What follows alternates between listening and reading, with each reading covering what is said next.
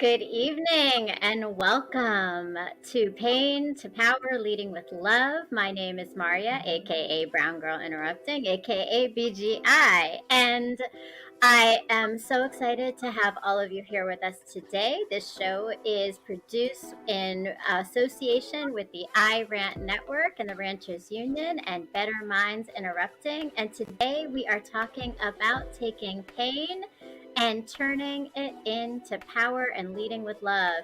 And so I kind of want to start us off because I am so excited about today's show. For me, today is the intersection of all of my pieces that are important to me coming together. So when I started Brown Girl Interrupting, it was an idea for a blog, as some of you may know. And that blog was because I was in the work of equity and race, and every day going to work and talking about race and culture and the impact that had on me as a student in school and in my life. And it led me to create this blog that is all about my life as a brown girl interrupting. And so today we are connecting all these pieces because what it led me to is understanding the pain that school can cause when it comes to the education system. So I want to kind of first think about this quote. We talk about this often in the office that I work in, which is an office where we talk about race and equity. And the quote that I want to talk about is first the idea that every system is perfectly designed for the results that it gets, and the education system is no different. So this particular quote by James Baldwin really stands out to me because it's about the paradox of education is precisely this. As one begins to become more conscious, one begins to examine the society in which he is being educated. And that's a quote by James Baldwin. And I bring this up because today we have the honor, and I have the honor of presenting my colleague, my friend, an educator, an advocate, an author, and the co-director of the organization Bond, Dr. Daryl Howard. Welcome, Daryl. What's up? What's up, Maria? How are you? I am wonderful, and I'm so happy to have you here because this is the intersection of pain to power and the idea of how we are connecting all the pieces together. So thanks so much for being here tonight. And I just want to give you an opportunity to kind of introduce yourself and tell us a little bit about who you are and what you do. All right. So, as Maria mentioned, Daryl Howard is my name, and by day I serve as a equity instructional specialist in a local school district. And the thing with me is understanding the impact of race and culture in teaching and learning is important. So not only do I do it during my work hours, but it's also important for me to find spaces to do it in the evenings and the weekends. It becomes part of everything that I am, really. So yeah, happy to be in this position professionally, and more excited to be able to do it in other spaces where I can kind of determine what needs to be said and how it should be said and the frequency in which it's said. So yep, that's a little bit about who I am, at least from the professional side. I assume we'll get into a little bit more with other questions as they come up. Well, there's always more questions. I know you, my friend, so I figured I'll let you lead because I know how you do. So go ahead. Well, we're going to work on it together, which is the awesome thing of you being here because, yeah, no, I mean, so I think your work is extensive in education, but particularly what you're doing is you are taking the pain that many have experienced through education and turning it into power and leading with love, which is why I brought you here. I know that at first that you were probably a little confused on you can share with folks what that reaction was like when I asked you to come on this show. Right. So what's interesting is when we had our conversation a few days ago, I had no clue why I should be a guest. I've seen a number of the shows, and you've had some incredibly dope, deep thinking people, but a lot of them seem to be centered in mostly ideas around like relationships and communication and um, just different levels of consciousness and thinking. And I can be an audience member and follow that, right? But I'm like, what do I have to add to that conversation? But the way you framed it to me really made sense, about how what I do could be seen as moving pain to power. So I appreciate the add now that I have a better understanding of what that means. Well, and I'm really glad that you're here because I think that you have in so many ways, as I've been inspired through working with you and seeing you over the years, is you have taken pain and turned it into power when it comes to the education system. So before we go into that, I just want to know for you, when you think about that concept of just pain to power, what does it mean to you? Yeah. So since I know we have plenty of time, I'll go I'll go back because your conversation made me think about it. And as I said, when we were talking, I was driving, so I had another 2 hours to kind of reflect on the short conversation we had. And so this goes back to undergraduate, right? My undergraduate major was a sociology major. And before graduating, I had to do an internship. And I did an internship in prison. And for a semester, I saw a whole bunch of people who looked like me come in those doors. And of course, I was allowed to leave every day. And I remember how big and strong and just the metal, the concrete, all of those hard surfaces and elements that you can't move with a physical, like you can't move them physically. Like no amount of muscle is going to move those things. But I was allowed to have them open for me so that I could leave and so that I could come in. But for them, they stayed every day. And when I came back the next day, they were still there. And to live in that environment, to live in that institution, and for me to engage with them really kind of opened my eyes to like people shouldn't have to live like this. And I know sometimes people make decisions that require them to be consequenced in some way, I guess. But what can you do as an individual to prevent them from, or at least ensure that they're thinking through the things that they should be considering before doing something that may land them there, right? And so that led me into counseling. And so, I served as a counselor in school for a number of years, but my focus is always on Black and brown boys. And I'll tell you why it was on Black and brown boys. Number one, of course, the prison experience, but to finish my master's degree in counseling, my thesis was on culturally responsive strategies and techniques for counseling African American boys. So this goes back to the 90s for me. Like a lot of people think the work that I'm doing now with boys at the district level and state level and all that stuff is new. This is not new. Like I've been doing this since the 90s.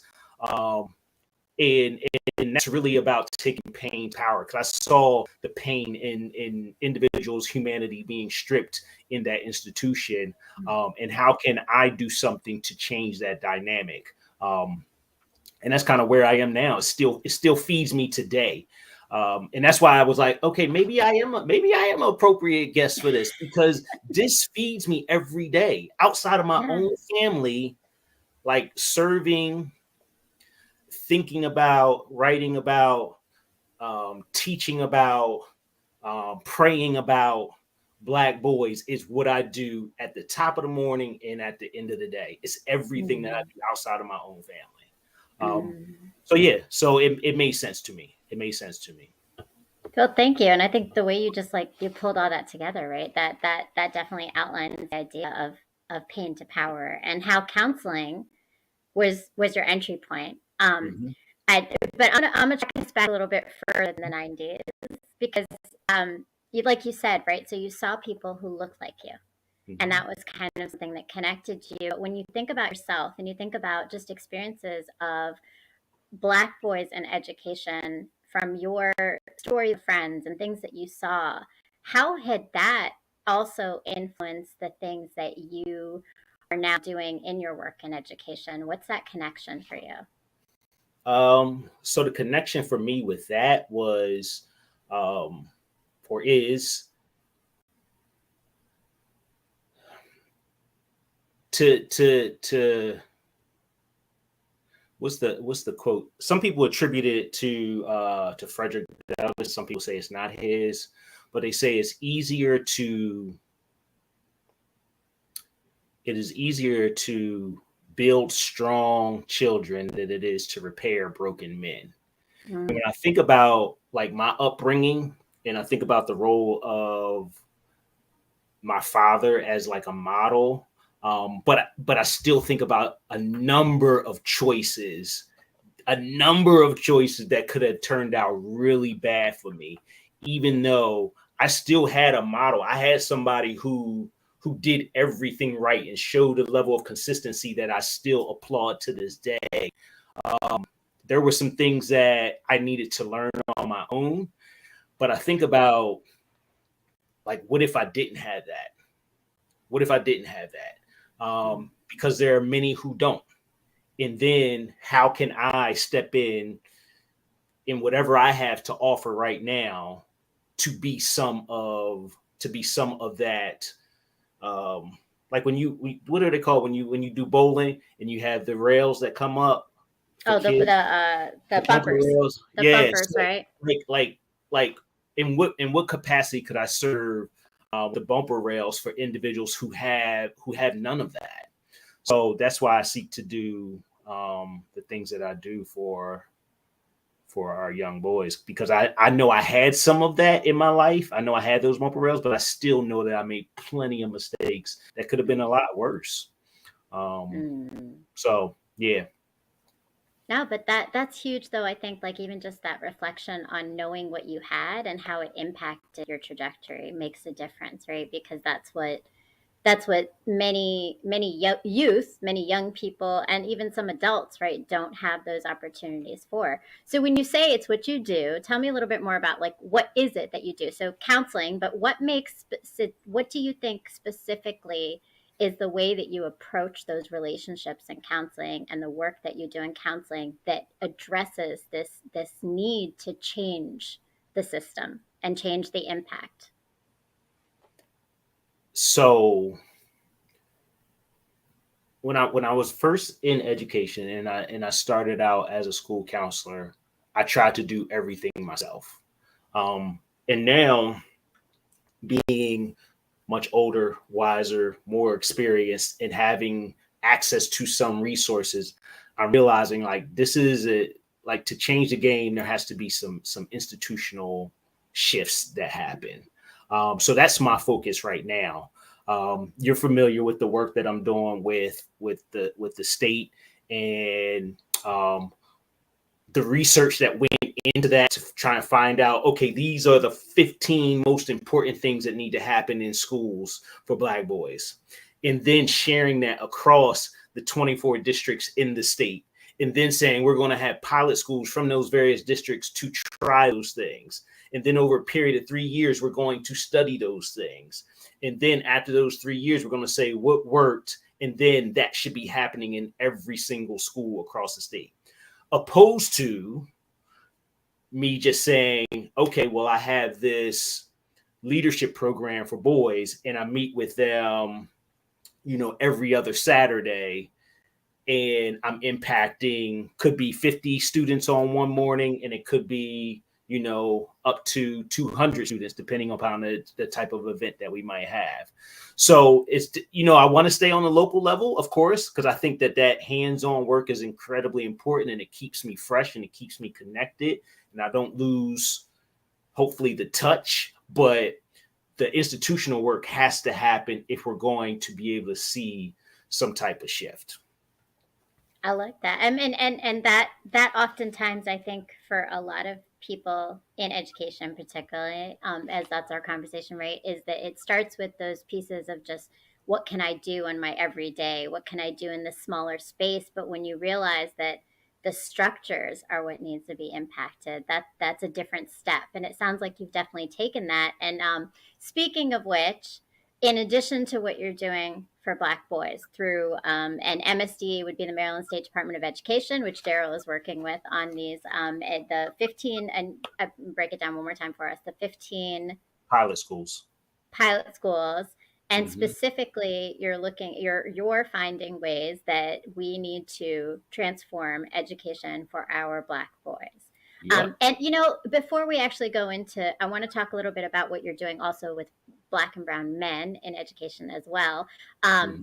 Can you tell us a little bit more, like in terms of, because that's a really powerful thing. What you've identified is that specifically, here's a group of our students that we are missing. We're missing in huge ways because, as you started this conversation, we started with the story of the impact of the prison system and who's in the prison system and who's walking in and not leaving.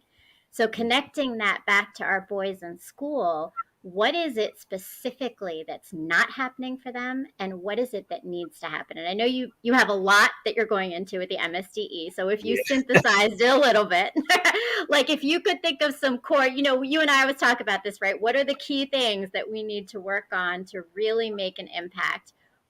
What would you say are those things? So do I do the MSDE stuff, or do I share like some of the PD stuff that I do with Black boys or around Black boys? So I'm going to ask you to start here. Tell us a little bit about just what do you think is wrong with our system, particularly when it comes to what's happening for our Black boys? And then what do you think needs to be done wherever it is, whether it's MSDE, it's the PD you do, or it's the work you're doing with bonds, wherever that comes up for you? Got it. So I'll say this. This is probably the most succinct way to say it. I wrote an article for the National Association of Elementary School Principals. I don't know, it was a year and a half ago or whatever. And they asked me the same question, that same humongous question. And they said, you got 600 words to write it in. And I'm like, okay, so I came up with 3 principles. And those 3 principles are this. Number 1, we need to learn about our biases, and then we need to begin thinking differently. Learn about our biases and think differently. Like, so understanding who we are as educators in a larger system, and being able to say, this is who I am. These are the biases that I have about different groups of people. This is what I know about them in terms of their culture, in terms of their racial experiences, etc. And then once you can do that, you'll be able to think differently. You'll be more conscious about how you are instructing and engaging folks. The second piece is leverage how boys learn. I don't think that people know that I think they know, but I don't think that they are mindful of it in terms of standing before them and saying, okay, you're a 9-year-old male learner, you're a 9-year-old female learner, you all are all in the same room. I expect you all to be able to do the same thing. Boys need different things. So we have to leverage how boys learn, and then we can instruct differently. And then the last piece of that is we need to love Black boys like our own. And then we will engage them differently. Like, so the expectations that we have for them, the way we approach the restoration of relationships will be different. And then the fact that we'll never give up. Like, we never give up on our own kids. Like, I don't care how mad we are at them. Like, I have 3 daughters, and 2 of them are teenagers, and like sometimes they're buttholes, right? Yo, I'm like, dude, I don't really like you right now. Like, because we're not seeing eye to eye. And then we'll say, you know what? Let's come back together and let's talk later, because we're not seeing eye to eye, but we can figure this out. Because I'm not going to not have a relationship with them. I love them too much to not have a relationship with them. So we're going to have to figure something out. And not only is that a good thing for our relationship, but it's a good thing for their future Mm-hmm. relationships that they learn how to do that. So that's what I'm trying to get educators to think about. Like if you love these kids, particularly the black boys, which we know the world has the greatest level of bias against, you would engage them differently. You would engage them differently. Yeah. So that's it. Those are my 3 points. Institutionally, there's a number of things that need to be taking place. And that's a little bit more of a little bit of a deeper conversation, but I think that those 3 principles can kind of get us started in terms of our individual approaches to um, instructing, engaging, and thinking about this particular group. And those are powerful things because I think they requires what I heard right is that there has to be a little introspection of individuals, like the adults knowing themselves, understanding their biases, the belief systems they're coming in with, and then changing how they're actually teaching their students, recognizing. I think you bring up, and we've talked about this many times in work, but like that difference between men, well, boys and girls, but it's also men and women, right? Like it is this way of thinking that is different that we're not approaching when it comes to our boys, and we're missing opportunities to teach them Mhm. in a way that's actually, I love the word language you use, like leveraging who they are, right? So it's this power, again, pain to power, right? So we're taking the pain of what the education system has done, which is the bias, the assumptions, the stereotypes, the low expectations, not the love, but rather the discipline, the constant questioning, the constant criminalizing our kids, which we have. I mean, that's Mhm. what the education system has done, right? Mhm. Yeah, Mhm. and we do have some comments here. Shan P, welcome. I love it. So, Daryl, you're going to see our Ranchers Union goes hard for us. Welcome. Shan P says one thing that's wrong is this curriculum that they're teaching kids from. That's for sure. And we definitely talked about that. Daryl, any thoughts on curriculum in this store in this process of where that comes in? Yeah, for sure. And that's part of the institutional work, right? Like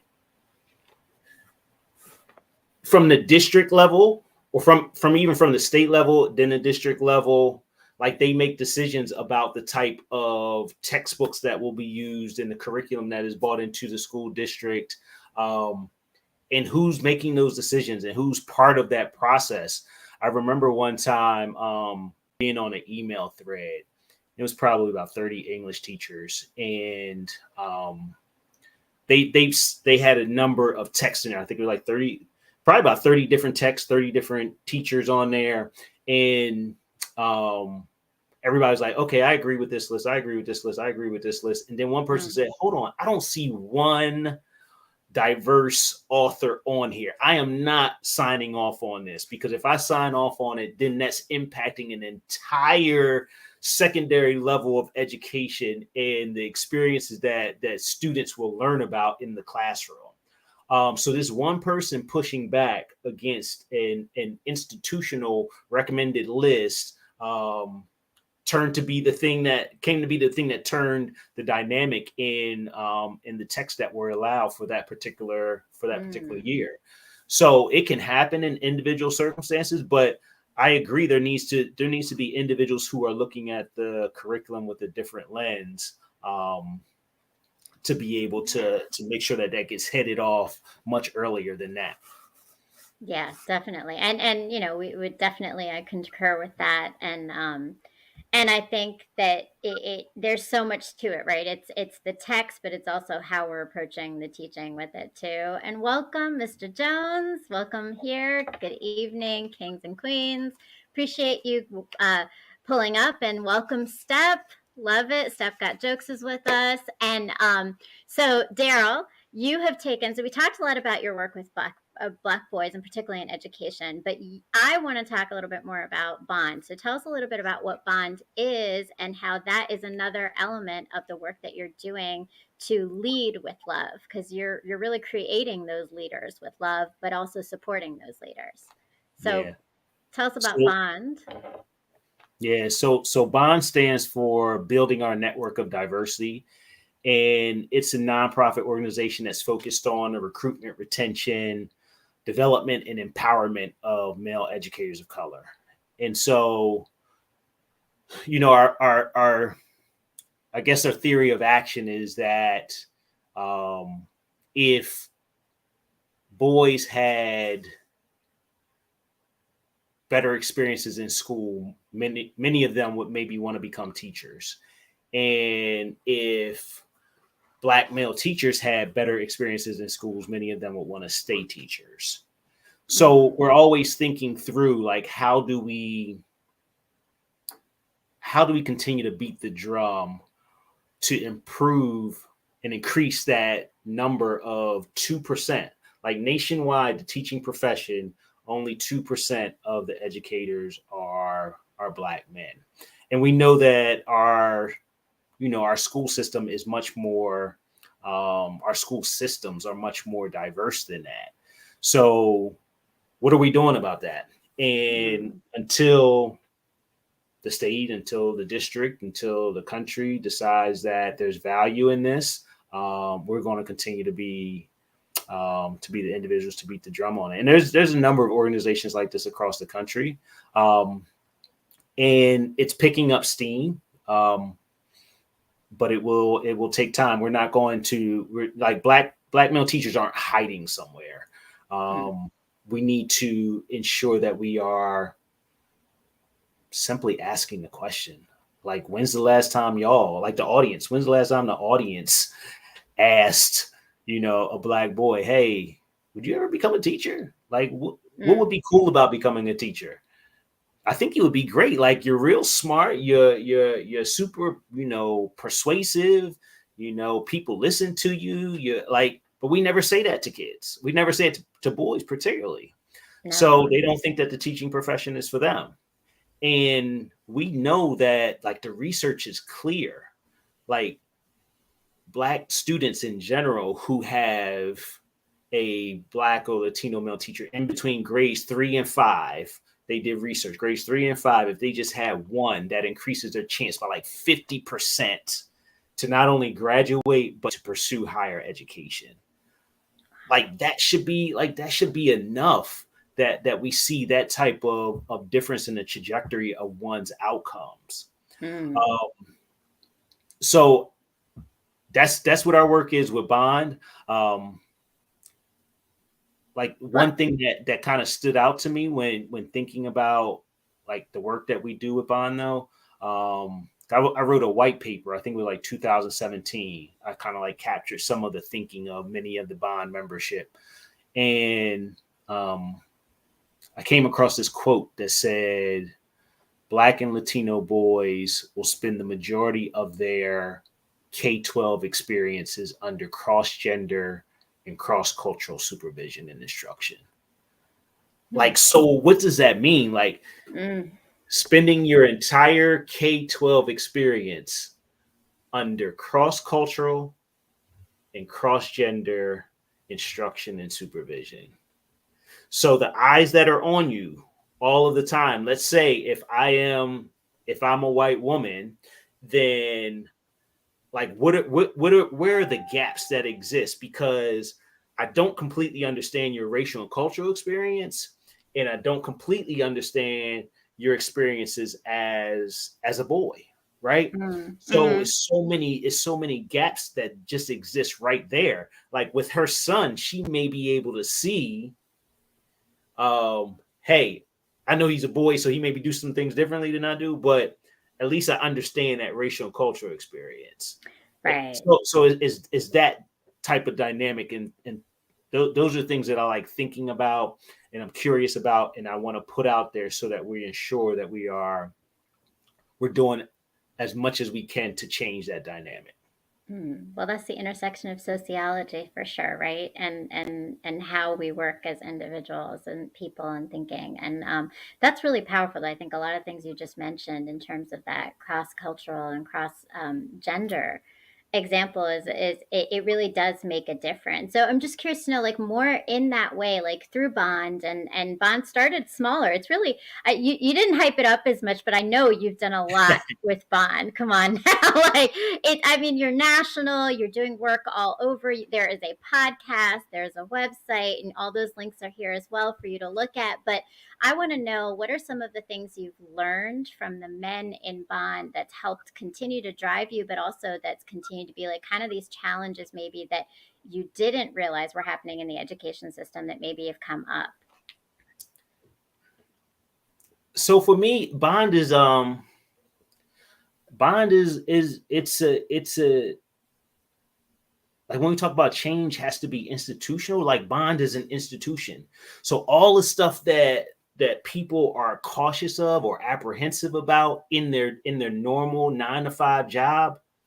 And I'm like, I probably shouldn't say that out. Well, this is my day job. I don't mess it. Like, but Bond is a space that I'm like, oh yeah, I'll say that here. Yeah, because I'm representing Bond right now. And we can be a little bit more on the edge and we can push some buttons, and people need us to push buttons. Like that's what advocacy is.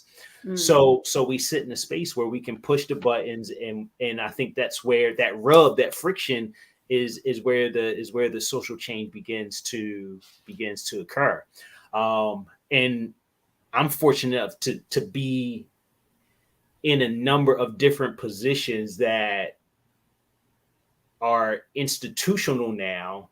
So with the state, and then work with Bond, and then in the school district, and then my own little consultant stuff. Like I'm in enough spaces right now where there's a lot of collective energy, but it's trying to figure out a way to get everybody moving in the same direction. And for me, it's just super clear. Like, just let the data drive the conversation. If more Black and brown men in classrooms could impact Black and brown boys in schools, or Black and brown children in schools, why wouldn't we go in that direction? And not only is it providing Black and brown men are providing mirrors for the students, but they're also providing windows for the other students. So they get to see inside my world as a Black man. Like, Dr. Howard, you ride bikes, you do martial arts, or you're married, or you whatever stereotypes they may have in their head about who I am. I have an opportunity just by being their teacher to disrupt half of them. And I get to develop a relationship with their family, and they get to know me. And then that begins to break down the things that exist in their minds about who Black men are, or Black males are. And it kind of just widens their aperture about my experience.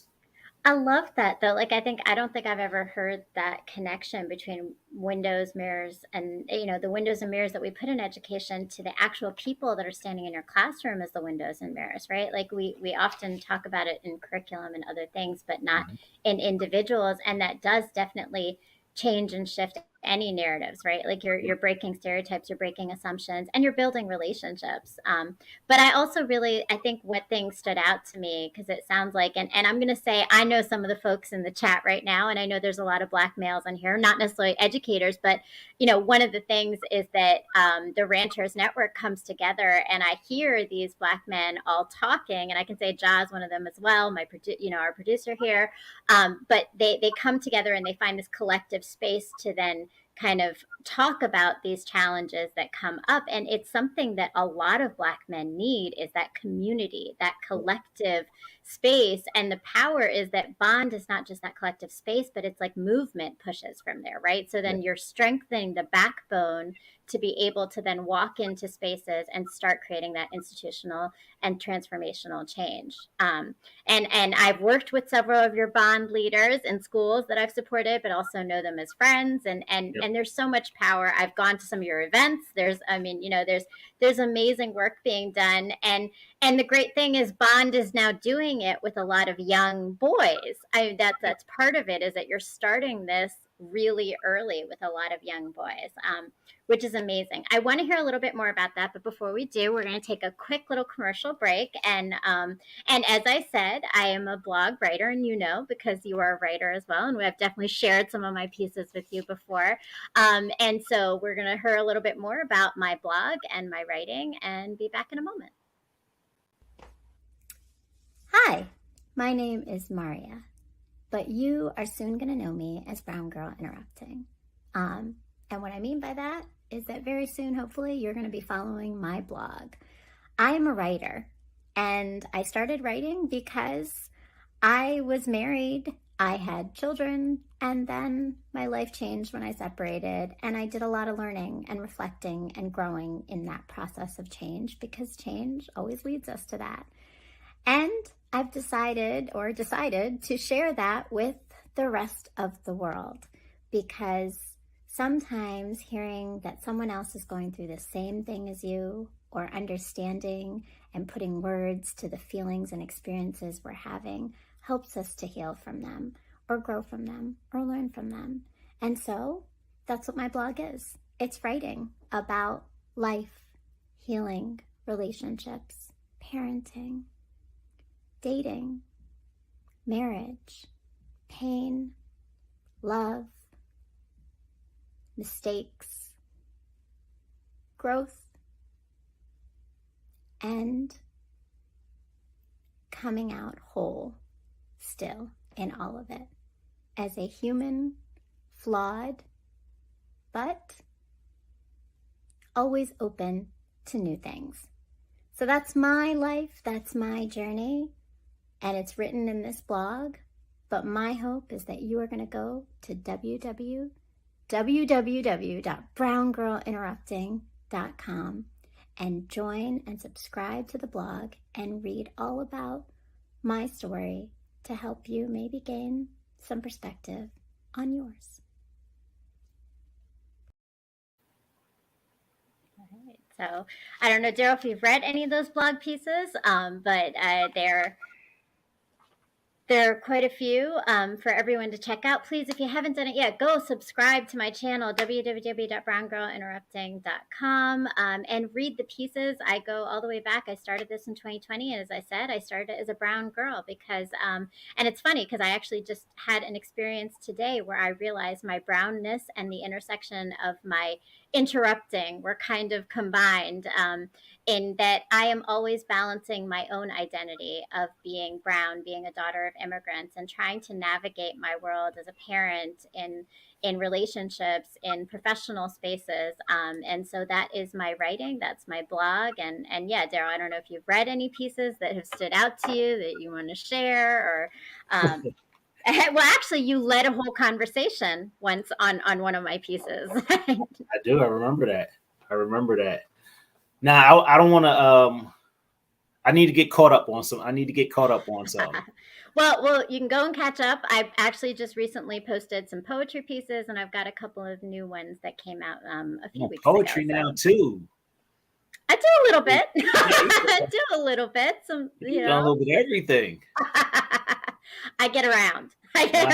And I stay busy. Okay. So, all right. So I want to know a little bit more, because we talked a lot about the work stuff for you, but I'm just like, I think for me, a lot of this is that there's someone behind the work. There's someone that's experiencing this. So you as an individual, right? Like what has your work in education, particularly with working with Black boys and even just in Bond, like what are some of the lessons and takeaways that have stood with you, or moments where kind of you've learned some things about yourself in all of this? Some things I've learned about myself. Wow. I don't know. I wasn't prepared for that one. Some things I've learned about myself. I guess one thing that I've learned in this 20 plus year journey in education is that it goes quick, and like every so often, I can't tell you how many years it feels like, but every so often it feels like there's a new generation of learners that you need to get prepared for. Um, Mm. and I've tried to be flexible and responsive and reflective of who I am and when I stand in front of folks as a as an educator, um, and I try to do that also um, personally, like with my own children, like being I got to be nimble with them. As I mentioned, I have three daughters, so the work I do is completely the work I'm most passionate about is completely different than the work that I do at home because I'm teaching from a different, I think I'm teaching from a different perspective. And I'm trying to be a little bit of a different type of model um, in my home life with them. So, always thinking about, I read a few years ago, and some folks got to it earlier than I did, of course, but The Alchemist. And in The Alchemist, they continue to talk about like finding your personal legend and what is it that when you leave this earth and people speak your name, something comes up for them. And this is what I want it to be, right? I want it to be about my daughters, but I also want it to be about the work that I'm doing for Black and Brown men.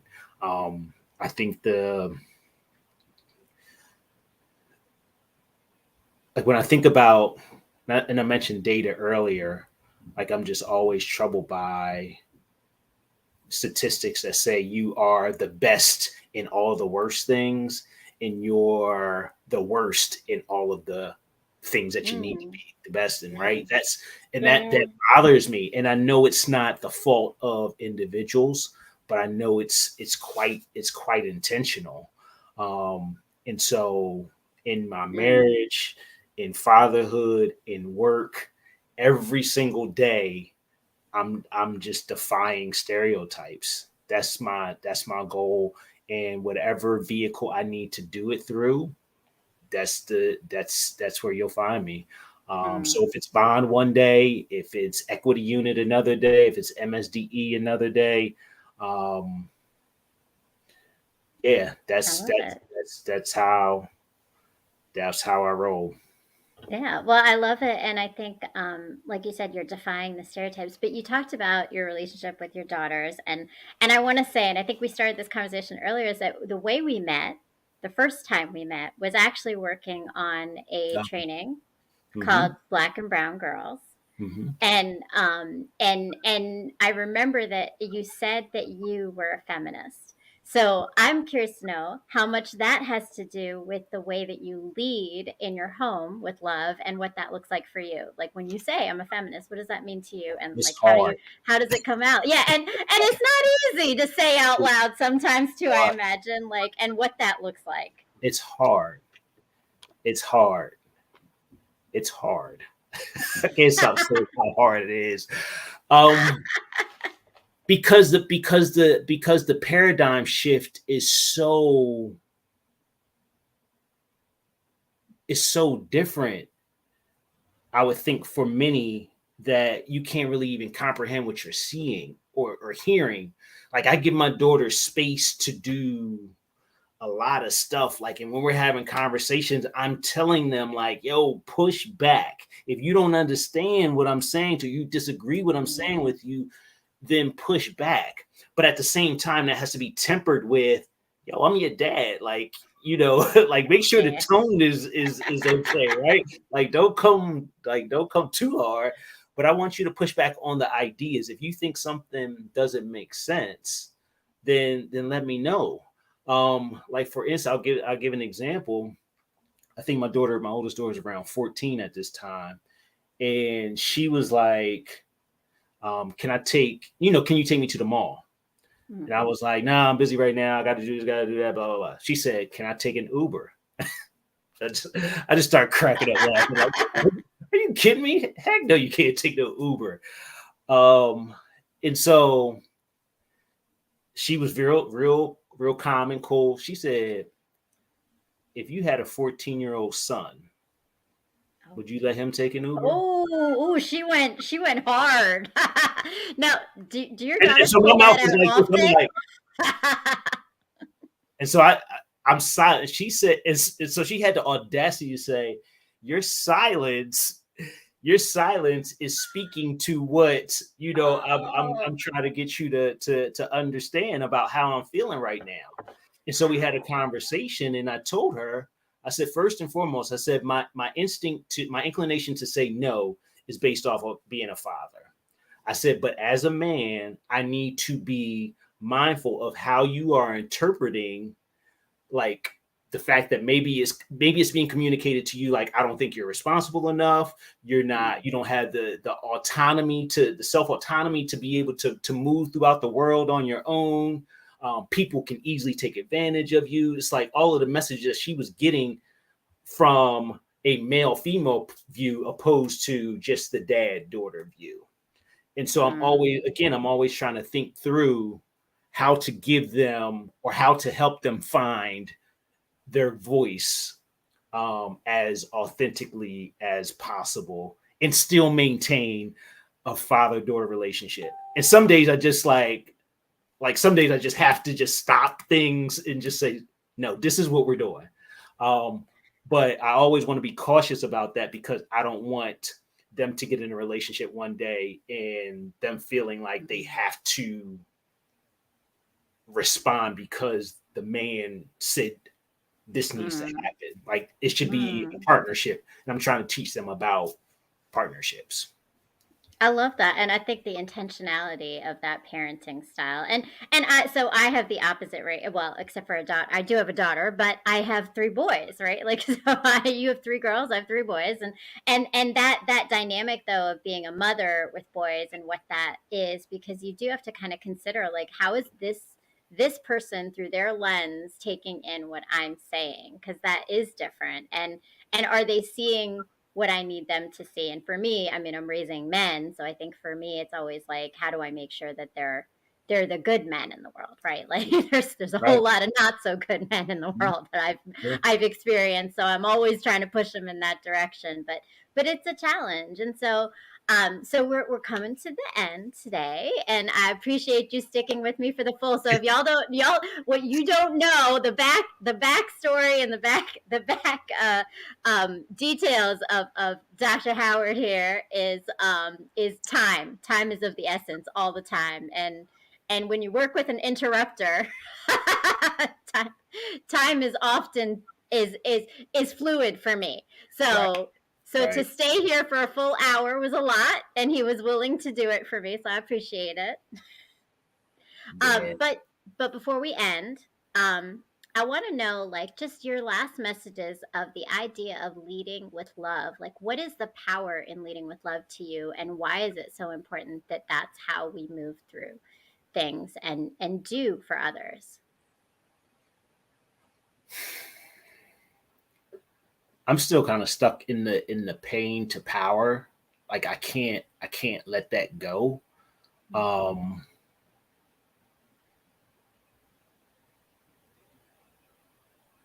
like, sometimes being a black male, like that person who's no that being whose personhood has been continuously stripped, robbed, humanity, everything. I like that. That is the power that I'm trying to go to elevate that, um, and to change that. Um, my sociological lens speaks to, like why the African American community is the way it is, and the strength of Black women. And um, I read a post one time. This was actually probably a month or two ago, and it said Black men are the weakest link in the Black community, and that stung. Hmm. That stung. So that's pain, and I know that. there's power in pushing back against that and presenting in a different way where people say that that's the type of dude that we need in our community. That's the type of work that we need happening every single day. Like that's what moves me. So that pain that individuals see, feel, hear, like the being the receptacle for people's fears is what drives me to continue to defy all of those stereotypes and change the narratives about who we are. And that's for boys and that's for men. So that's pain to power. And of course, you always lead with love. You always got to lead. It always has to be guided and undergirded by love. Like you, for those who are part of the Christian faith or any faith, like there's always a principle, and it probably has to do with like loving the next person as you love yourself. It's that simple. If we just did more of that, I think we would find a world that is more like the one that we want. If people could just do that. Yeah, I agreed. But I think, you bring up a really raw but real thing, that pain piece. That's like we have to hold space for the pain before we can just lead with love. Like we have to hold space to understand it because there's so many layers. Like what you said, just like it hit me, right? It's like everything about you being negated, right? Every invalidation of everything in your identity of who you are simply because of a group you identify with. There's no individuality, there's no humanity in a statement like that. There's no recognition of all the power. Like, I mean, as I said in the chat, like I've got all these men, I work with this great producer, and all of these, many of them are Black men, and the dynamics and the knowledge and the love and the connection and all the things that they bring are negated through those things. And that's it's painful, but I think it's really honest, because before we can lead with love, we have to recognize the pain and what that pain has been the cost of and how it still impacts people and all the layers. So welcome, Kennedy. Salute. Alrighty, what's up, Brown Girl? Welcome, Kennedy. It's always good to see you here, man. And before we actually fully leave, and what up to the panel? Yes, Dr. Howard is here with us today, or Doc, or Daryl, all kinds of things. I like to call you Doc, right? But and I get to be BGI in this space, which I was like, that's a good thing. But you wrote a book, as you said, like you're a sociologist, and that's what you studied. So tell us a little bit about Complex People, what it is, where we can find it, so that people can go and check out your starting, your first piece. And then I know there's a lot of places your writing is, if you want to plug some of that too, and some of the different outlets that they can find your writing pieces in. Yeah, a lot of folks can see most of the things that I've written on my site at darylhowardphd.com. Because I've usually taken, like, if I've done something for a journal or magazine or something, I'll have it listed on the website. But when I wrote the book, it was really about it was during the Obama era, and so I had a lot of thoughts about this symbolic moment in which a Black man was leading the country. It almost sounds like a fiction story now, right? Like this Black man is leading the United States of America. But it was real. It was real. And so, like, what was I supposed to learn from that? What was I supposed to think about that? And so I had like a piece about that in there. I wrote a couple of chapters on Black boys. I wrote on the Black family, that's just a whole nother show right there. That's just a whole nother show. Black family. I talked about raising girls.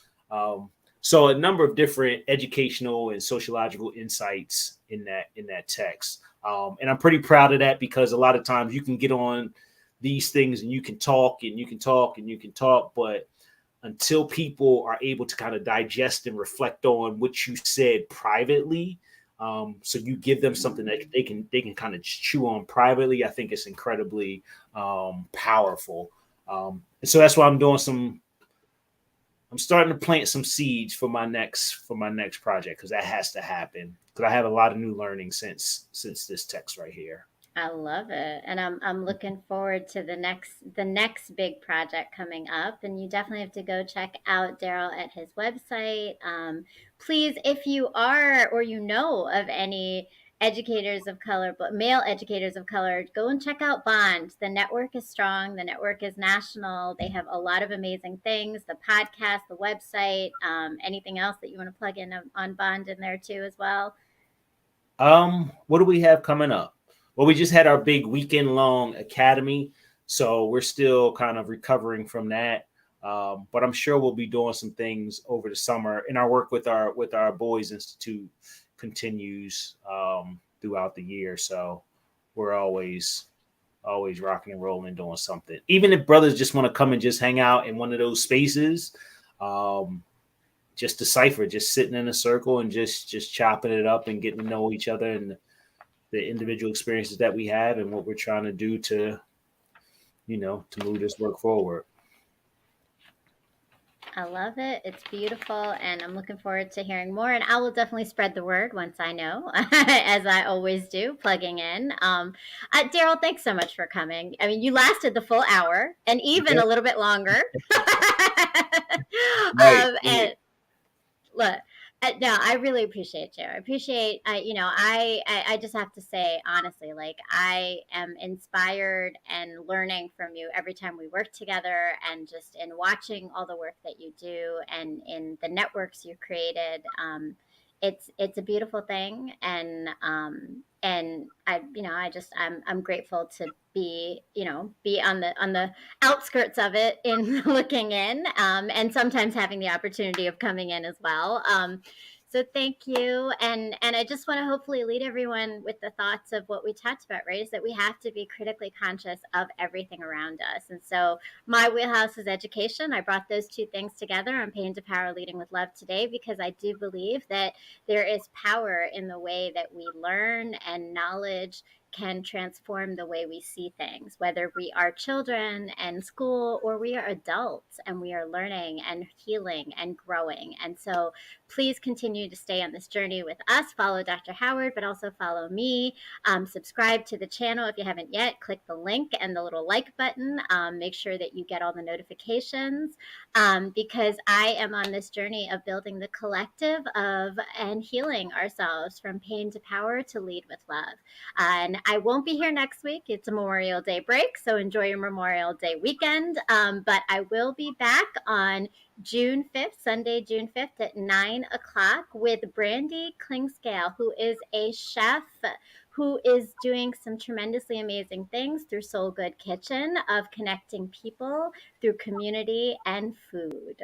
So I look forward to having you all there. Thank you so much to all my iRant network. Thank you to Dr. Howard for being here, for the chat. Khalil Bolden, I love it. I love hearing y'all talk about real life situations. And the more we know, the more we can live. Welcome, and thank you so much. And yes, for sure, the rant is you. Much respect, Khalil. Thank you. So that's it. That's a wrap. Have a great evening, everyone. And thank you, Dr. Howard. If you want to stay on for a moment, we're going to chill for a second if you have. And then, but thank you and good night. See you all on Sunday, June 5th at 9 o'clock on Brown Girl Interrupting.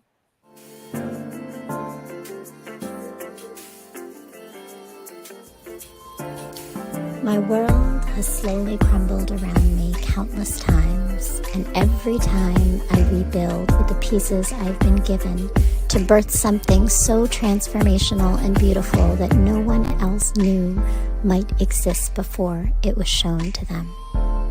These moments tend to coincide within my romantic path. The universe has been telling me to focus on the revolution and not romance. It has over time given me the tools, resilience, and light to turn my pain into power. And only now do I see that the key to this always resided in the love and knowing I had in myself, not from the external sources of family or men. The message I have been avoiding might be that my time in this world I had existed in was not to receive love, but to put it out there for others to see, feel, and heal through. Revolution before romance moves pain into power.